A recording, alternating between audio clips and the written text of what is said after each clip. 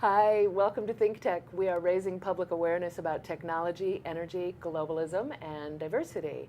I am Donna Blanchard, and this show is Center Stage. Welcome. I'm also the very proud managing director of Kumukuhua Theater. We are coming to you live from Pioneer Plaza in the heart of downtown Honolulu, very near Kumukuhua Theater. Today my guest is Kealoha, Hawaii's one and only slam poet and not one and only slam poet, but one and only poet laureate. And we're going to talk about him in just a moment. First of all, I'd like to let you know that we stream our shows live every day from 1 to 5 p.m. We stream on ustream.tv and Spreaker.com. You can watch our shows on thinktechhawaii.com live, and you can also find all of our archives there. Just click on the search our shows link at the top of the page, or you can go to YouTube and check out our channel, ThinkTech. Okay, I'm so excited to have Kealoha here. That's why I'm tongue-tied. He is the first poet laureate of Hawaii. As an internationally acclaimed poet and storyteller, he has performed throughout the world, from the White House to the Iolani Palace, from Brazil to Switzerland. In 2010, he was selected as a master artist for a National Endowment for the Arts program. In the 7 years that he has represented Hawaii at the National Poetry Slam, he has performed on the final stage 4 times. He was ranked in the top 10 of the nation's best poets in 2007 and was honored as a National Slam legend in 2010. And I do have to add to this, I found this out on your website. He's an MIT graduate. Yeah, he's an MIT graduate with, what's your degree in? Nuclear physics. In nuclear physics. Yeah. Welcome, Kealoha. You are an Hi. Interesting fellow. I think we all are. Yes, okay, yes, I agree. I agree that once you get to really know anyone and they let you into the inner machinations of who they are, everybody is fascinating. Your machinations are more public. You're putting them out there. You are, my God, you are expressing yourself with every fiber of your being. Cool. I've seen some of your videos on YouTube. I saw the one, what's the movement one? Oh, Students of Movement? Yes. Really? When you're just, you are constantly moving through, as you are going through this amazing poem about movement. Cool. It's every fiber of your being. Well, I mean, I feel like that's part of the reason why we're here, is to just express ourselves and to be human and, you know, put it out there. And I don't know, that's just kind of like the path that I'm taking. And hopefully folks can come along for the ride and we can all have this dialogue and grow together as people and, you know, that whole deal. Is it working? It's working. It's going. We're going, you know. We're dialoguing, we're talking, we're learning, we're growing. I feel like I've become a much better person throughout the years. Yeah, good. Yeah. That's the best to be hoped for, right? That we just improve every day. Mm-hmm. Okay, enough of my philosophy. You, tell me, let's start, here's what I'd like to do. I would Okay. like to start off with what you are working on right now. Okay. Okay, and then we'll get into your trajectory, Okay. how you came here. So what are you working on right now? Right now, and this is wild that we're having this conversation, I feel like I'm working on the most important work of my life. I feel like this piece that I'm doing, it's gonna be like an hour and a half production.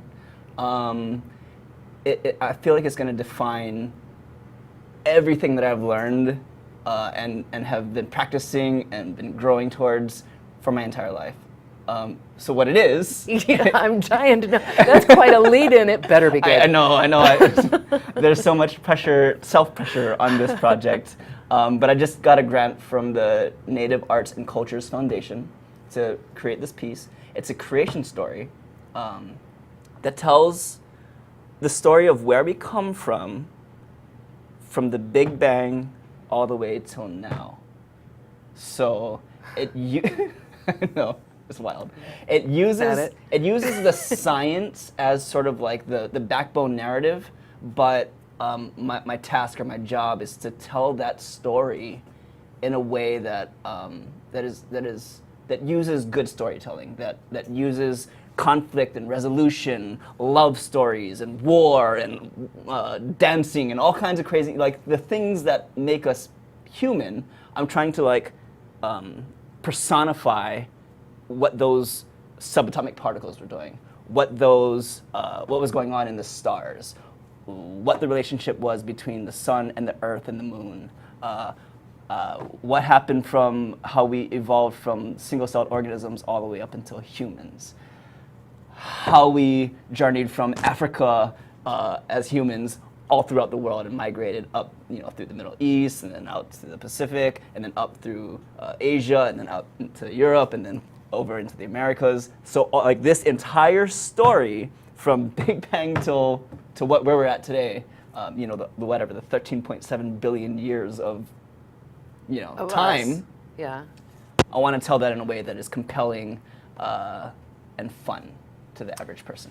In an hour and a half. In an hour. Because it sounds like a full set of Mishner novels.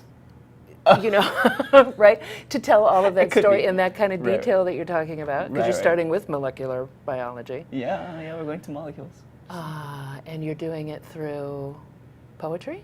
Doing it through poetry, storytelling, dancing, chanting, visual art, animations. What else we got going on stage? Just all that stuff. Music is a big. So if the science is like the sort of the timeline or the storyline, the music is sort of like the sub narrative. Oh, okay. Gotcha. Which you need. You got a big story to tell. You need as many vehicles as possible to tell it. Exactly. Ooh, that is so cool. And this is a stage production. Flip your hair off your microphone. There you go. Thank you. This is a stage production. Stage production, not going to be filmed or intended for it, at least in the beginning. Is this what you're saying? Definitely a stage production, and we'll definitely film that stage production. We will also assemble sort of the animations and sort of maybe. The goal is definitely to turn it into a video of sorts through the live performances and through the whatnot. So then, we can. There's different media to tell the story through, either video or the live show or whatever. Okay, very cool. And at what stage are you currently? I am writing the thing. Ooh. Yeah. So getting back to my writing roots, I've already finished, and have performed one of the pieces. So that's out there in the public. It's the universe has heard it. But the other piece, so it's like it's a series of 6 pieces. One of them's done. The others, I've written a bunch about them. I've got drafts. Now it's about tailoring it and making it flow. Yeah. And how many people are involved on stage? On stage will be, definitely be a cast and crew. Throughout the course of the production, the viewer might see somewhere around 10 people, 10 to 12, something like that. Yeah. We'll So see. pretty tight. Mm-hmm. And artists who are familiar with or able to work in several different mediums themselves, I'd imagine. Yeah. People who are multi-talented, but How did that come about? How did that come about? Here's the story. I found out I was going to have a child a couple of years ago. Oh, okay. Awesome. So, in that sort of unknowingness of what it was going to be like to raise a child, I sort of took some time to just think about what it might be like. And one of the questions that kept popping back into my brain was, one day, this kid is going to ask me where we come from, right? And me, I don't have like any religion that I subscribe to. If anything, the thought system that I use to make sense of this universe is science. So then I started thinking, well, how could I tell the science to him or her? And it just kind of snowballed from there. Like I was like, oh yeah, like there was like these things that were these particles were interacting in a way that was just like this. It was just like war, and then they got together in peace, and then it just started snowballing. And then instead of just creating this story for my future child is about how can I create the story for everyone. You know, I saw part of your TED Talk from the TEDx. Yeah, when you, I mean, it's pretty amazing to have your background, your knowledge of science and where we come from, and your ability and apparent need to communicate. And it's a really, and here you were in the talk talking about how do we as scientists bring our knowledge to people in an entertaining, absorbing way, and that is exactly what you embody.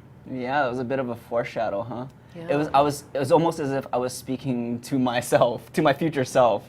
Because it was a couple years ago, yeah? Yeah, that was a number of years ago, and I was basically saying, bruh, you need to like get up on it. You know, you need to like do some work because, and I didn't have this idea yet, but you know, I guess that was just sort of like okay, here's my mission statement. This is what I want to do.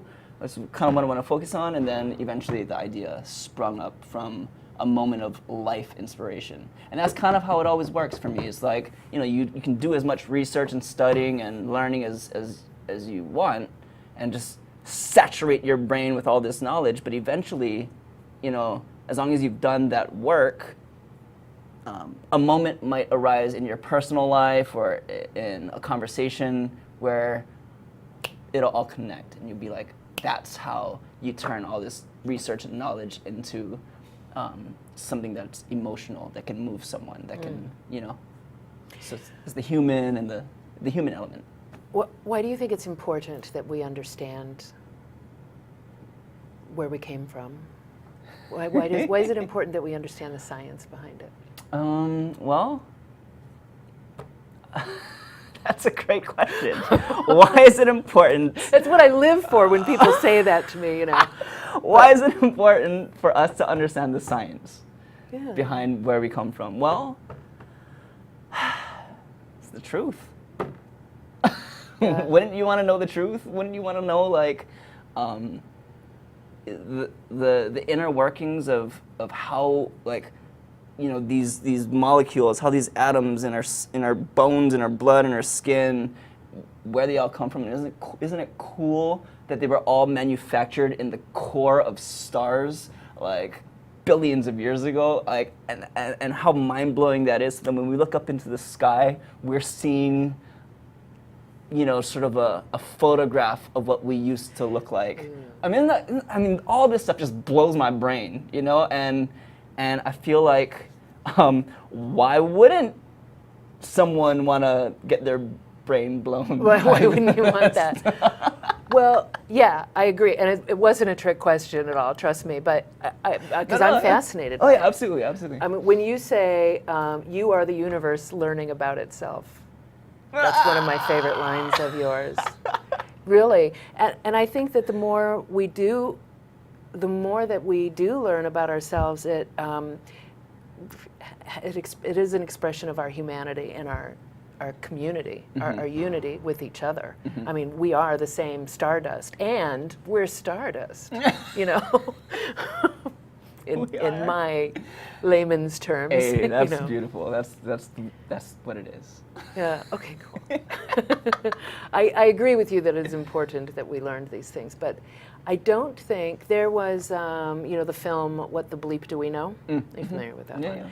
That's one of the few films that I've seen that I felt really took science and brought it down to a level not only that I could understand, but also that didn't speak down to me, you know, and elevated me after seeing it. And I often feel that way after listening to Radiolab. Are you a fan of Radiolab? Totally. Oh. Yeah, I feel like I have been given a gift Yeah. when I receive that abundance of information in a way that is absorbable for me, but also it stretches my mind. So awesome. I'm glad you're doing that. Anything else on your plate at the moment? That's kind of big. That's kind of it. I can't really see past tomorrow, so I take each day. You know, I've kind of like come back into my process of creation. So, you know, when I wake up, I do my writing, and then throughout the day, if I'm done writing, then I go and just Surf. learn or surf or hike or, you know, just get all that stuff out, you know, just be in the moment. And then eventually I come back to the writing or, you know, have conversations, watch a movie or a documentary, learn about this particular thing that I need to learn about, read, you know, whatever I got to do while having fun along the way. Awesome. Okay, we're going to take our first break. I told you this is going to fly. We will be right back. I am Donna Blanchard, proud managing director of Kumukuhua Theater. This show is Center Stage. We're on ThinkTech Hawaii Digital Series talking to Kealoha. We'll be right back. Aloha, my name is Willow Chang Elion, and I host a show called The Art of Life. We air live every Friday from 2 to 3 p.m. And what we do is basically we focus on individuals who create a unique sense of place for Hawaii. These are movers and shakers, artists, innovators. They are also traditionalists.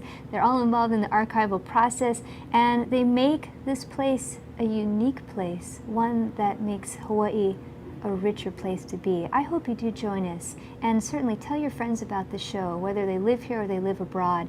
It's a way to give back to our community. We're keeping it pono. Hi, we're back and we're live. This is Center Stage on the ThinkTech Hawaii Digital Series. We are coming to you from Pioneer Plaza in the heart of downtown Honolulu, very close to Kumukuhua Theater. And I am talking with Kealoha, slam poet, poet laureate of the state of Hawaii, much honored and lauded. The honor is mine. The honor is ours. Honestly, I'm just gonna put in a little plug. Kumukuhua Theater, you know, shaped me growing up. Yeah, I'm so glad you said that. It was absolutely one of my favorite theaters in the world.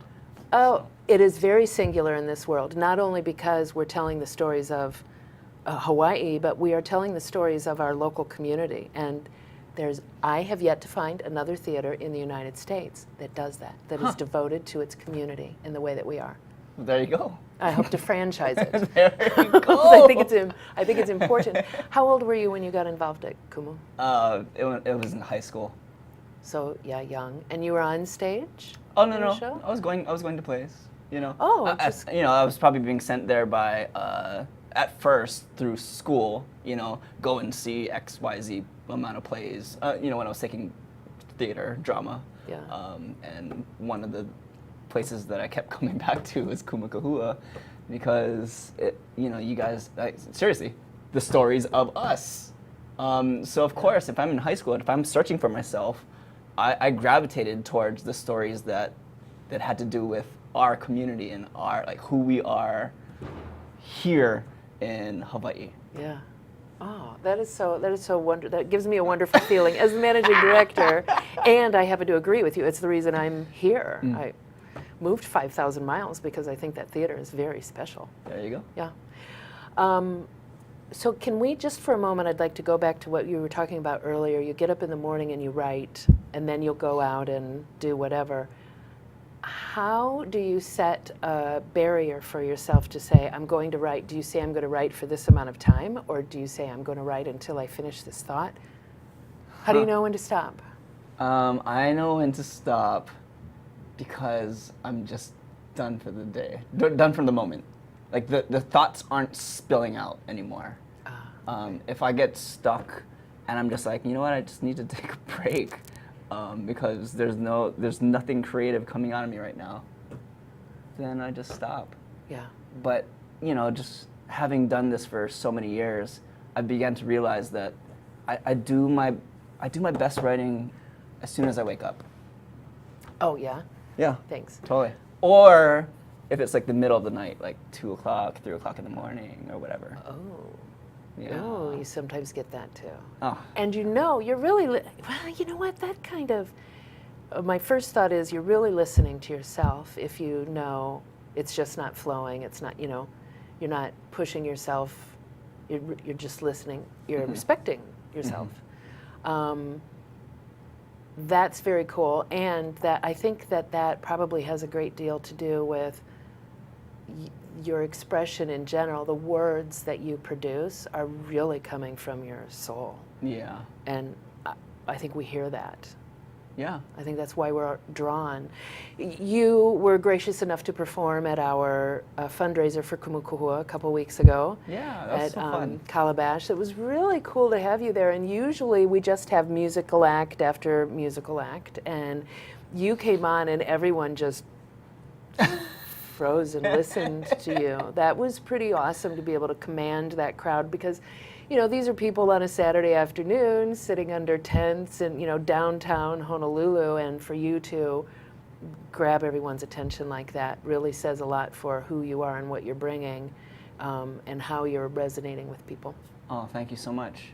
Part of the genre of art that I've been doing for 12 years or 13 years now, you know, slam poetry or performance poetry, like you have no choice but to try and learn all those little tricks and tools to gather the attention of folks. Because I mean, like I'm used to performing in bars where there's all this clanking and maybe music in the background or something. You know, sometimes like it's just like this really chaotic space where you just have to like, you know, try and grab people.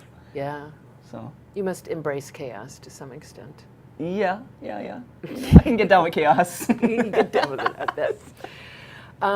Okay, so let's go back then. Okay. You're, and we can go back further if you like. You're coming to shows at Kumukuhua.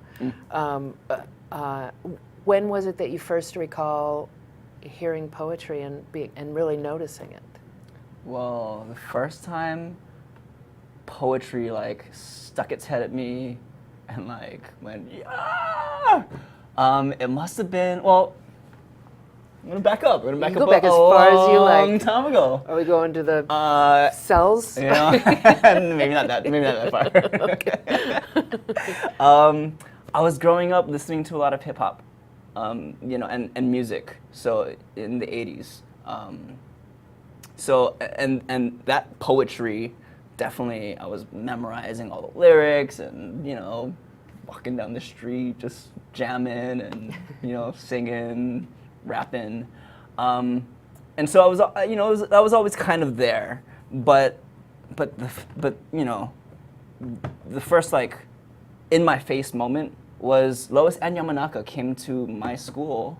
I think she had just come out with Saturday Night at the Pahala Theater, and she was reading from that book, and it tore me apart. I was sitting there in the audience going, like, whoa, you can do that? You can like do that with words? You can do that with the way you express yourself?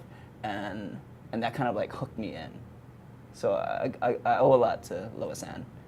She, talk about someone who speaks from her soul. Oh my God, Right?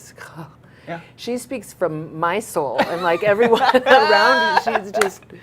And that's the point. That's the point. Yeah. Like as writers, as artists, as folks who put it out there, it's all about relating to, trying to find the voices of your audience, and like finding those voices that relate to them. Right. But then, how old were you when you saw Lois Ann? I don't know, 14 maybe? Young. 13? So at that point, did you recognize that she was speaking from your, you know, really resonating with you, or did you just realize, I want to do that, that's cool? She was resonating with me. You knew it. Yeah. Awesome. I said, how did you know that about me? You know, whatever. You know, like how did you know that about us growing up? And like, you know, she just nailed it. Yeah. She nailed it. So then what did you do with that? I got deep into the writing and the poetry, and there's a picture of me in the yearbook, my senior year. I'm performing a poem in front of my classroom. Like, it's wild, you know, like, and that exists. It was kind of like a foreshadow of what was to come.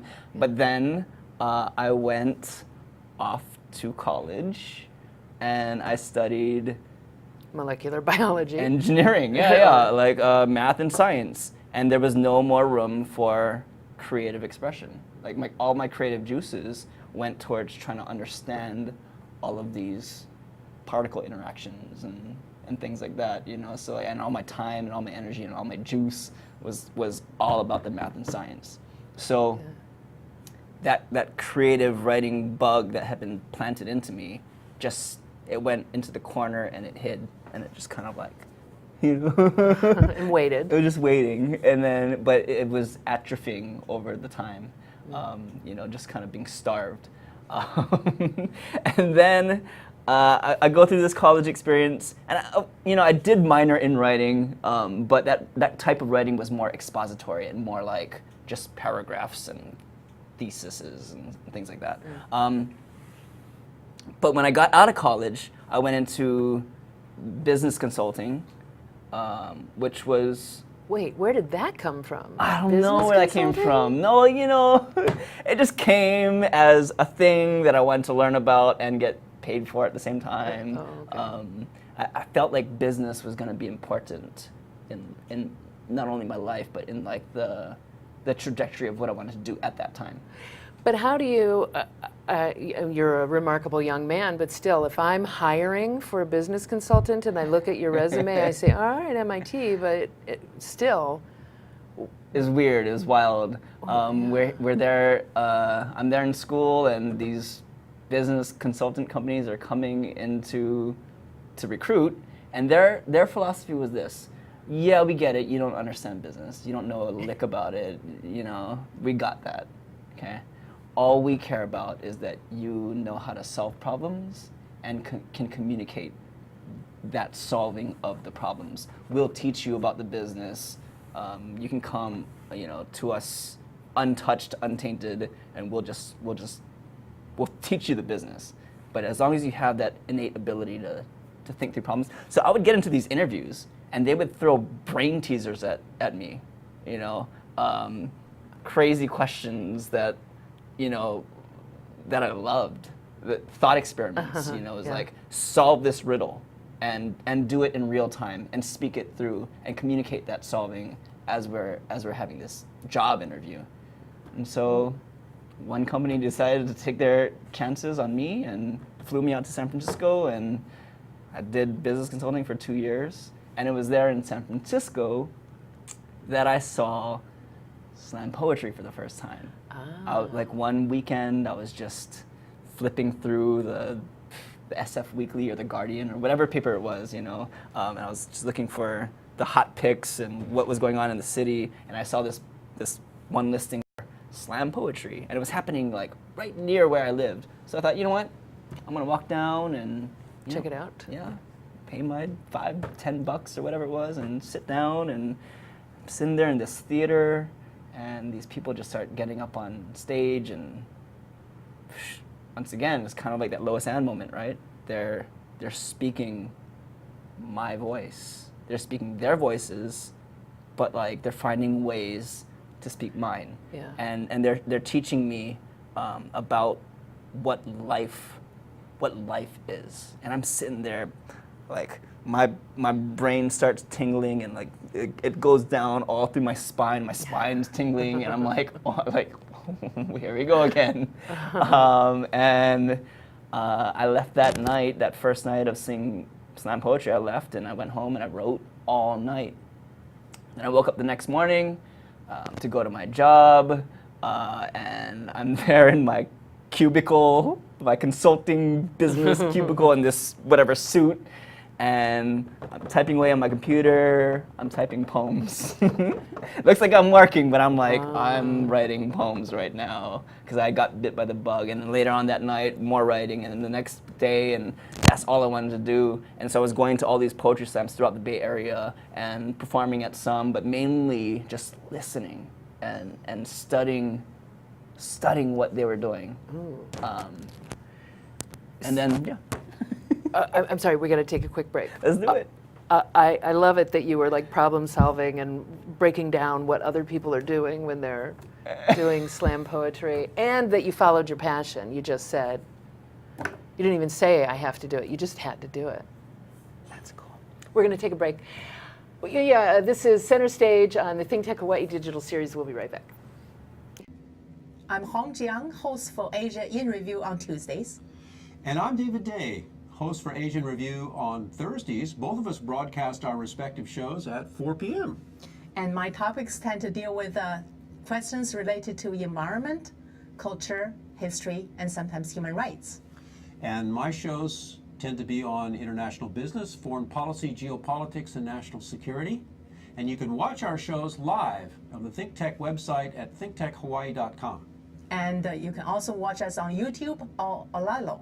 So come join us on Thursdays at 4 p.m. I'm David Day. And on Tuesdays at 4 p.m., I'm Hong Jiang. Aloha. Aloha.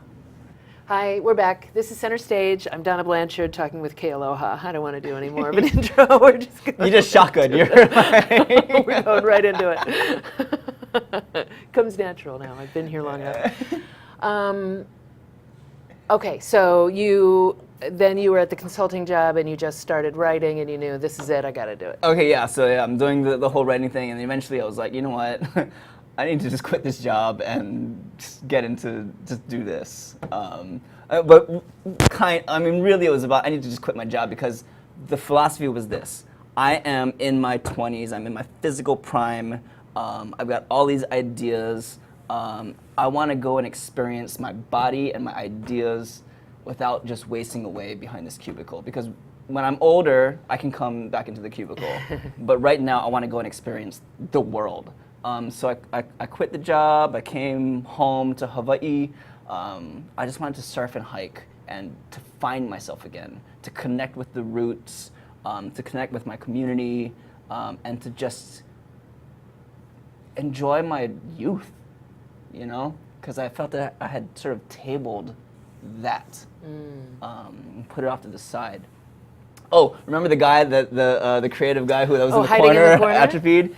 Like, as soon as I found slam poetry, he came out and just, you know, he with the superhero cape and all that, and just took over. Awesome. So. Okay, so, and how did you make a living? You came home and I came home and I bummed around for a while. I was kind of living out of my car. My brother was like, you know what, if you need a place to crash, then come crash. You know, you can sleep in my living room. My parents were like, if you need a place to crash, you can come sleep in whatever floor, wherever, you know. And I was like, okay. And then, you know, whenever I didn't want to impose on them or do that, I'd just go sleep in my car somewhere on the beach. That was my lifestyle. You know, I actually had a laundry basket in the trunk of my car that I just put all my clothes in, and my dirty clothes in, and then like once that got full, then I would go and wash that. Go visit someone. and then put the clothes back into another pile that was all folded and nice, and then like so it was the cycle of, you know, living, and it was such a free moment in time, you know. Just surfing and hiking every day, and you know, I'd come back to my car dripping wet, and I'd have these ideas, and I'd be writing poems, and then I'd go and hike up into the mountains, and some more ideas would come, and I'd be at the top of the ko'olau, just writing poems, you know. Now, how do you? Okay, I have to ask you this, and you need to move your hair away from your microphone. I just heard about that. If you're surfing, if you're hiking, and you are having these thoughts about, you're having ideas for poems bubbling up, do you feel like you're really in the moment with what you're doing if your mind is clicking away on those ideas? Yeah, because the moment is saying, hey, here's these trees that look like this fractal of, you know, the mountain, and these leaves that look like the trees, and you're having these thoughts, and that's the moment. And then you're like, you know, now the moment is dictating to me to sit down and write. And as I'm writing, I'm hearing the birds chirping and the insects doing their thing and whatever, leaves falling. That's the moment. Wow. And sometimes hours would go by, and I'm just sitting there. Yeah, hours will go by, but you're reacting very quickly to the circumstance of, you know, the cerebral messaging in conjunction with what you're seeing and in. Okay, that's a lot to absorb. I'm in the moment right now. Right now. We're having a moment. We're totally sharing one. Someone film this. We really should. We need Zuri Bender. There's cameras. Okay, so you're living out of your car and you're writing, and are you submitting this anywhere? No, I'm not submitting it anywhere, but what I'm doing is I'm going to the coffee shops, and I'm going to these open mics, and I'm performing, and I'm listening, and then the next day I'm hiking and surfing, and then I'm coming back to the coffee shop the next week, and it's just like this continual process of, the dialogue. It's the dialogue now, because now I have something to contribute to the conversation. Yeah. And how long did this go on that you weren't making any money off of this? Yeah.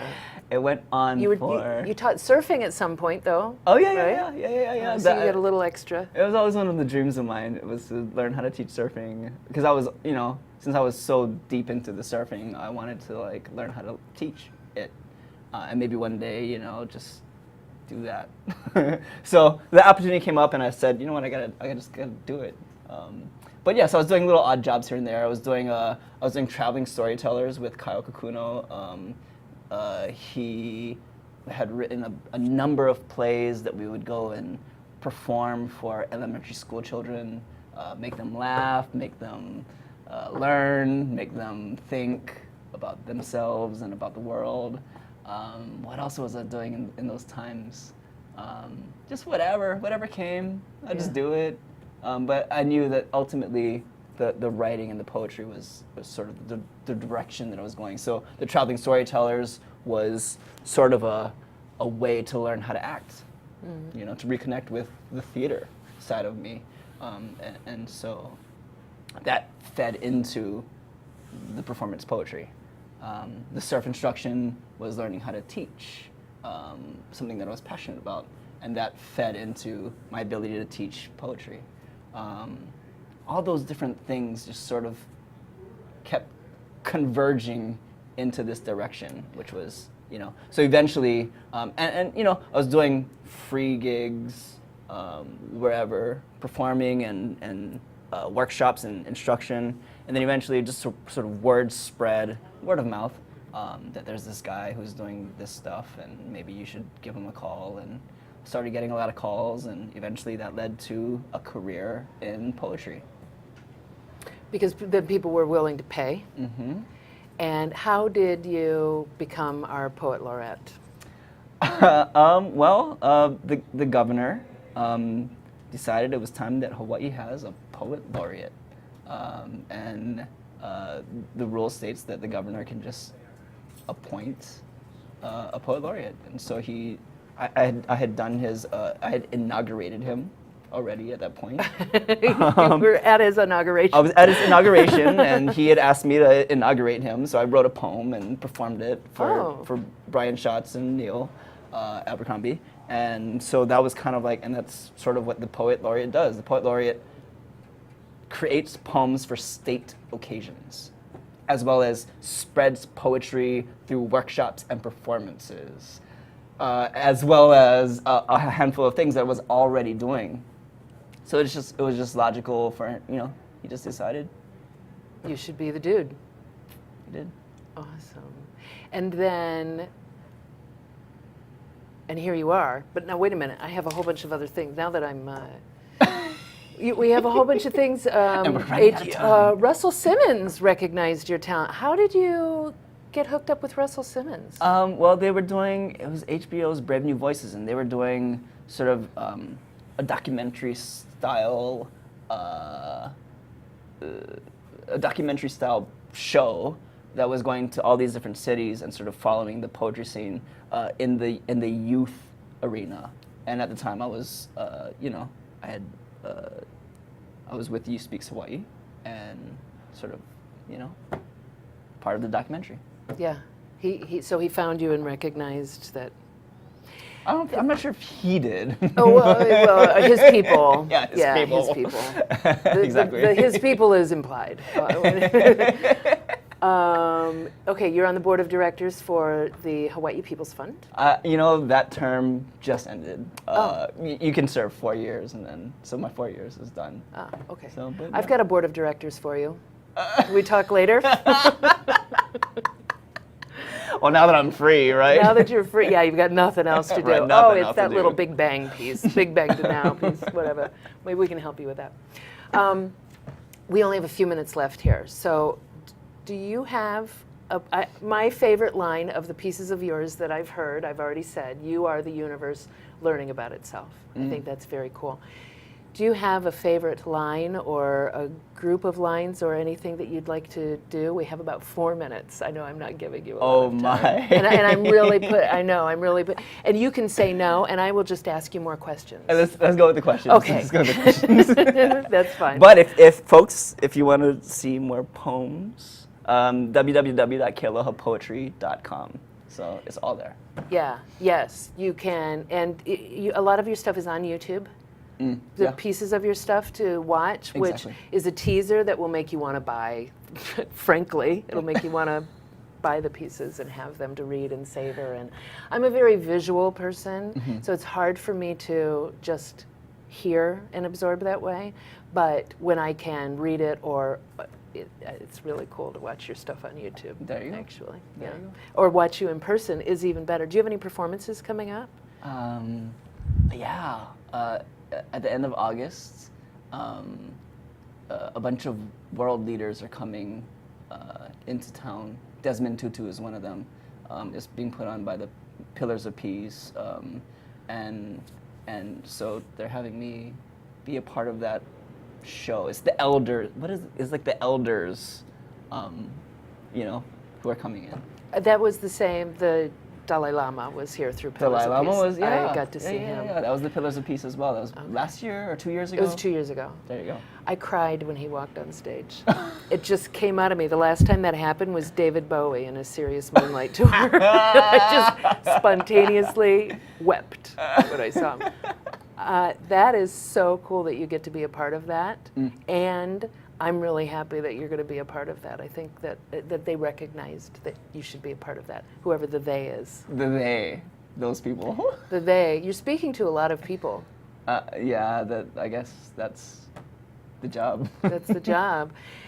You know, I have to say that I think, you talk about this happened and it was all part of your trajectory. I think it is that way for all of us. We don't realize it. We don't always realize it. But we don't always listen. You really listen. Well, I think that you're really hearing, you know what your passion is, and you have been following it since you got out of that business consulting job, and that's really inspiring. At any age, I think it's very inspiring to know that you are not only listening to the impulses that you're getting, but you're following what you're really good at too. This is just a part of you.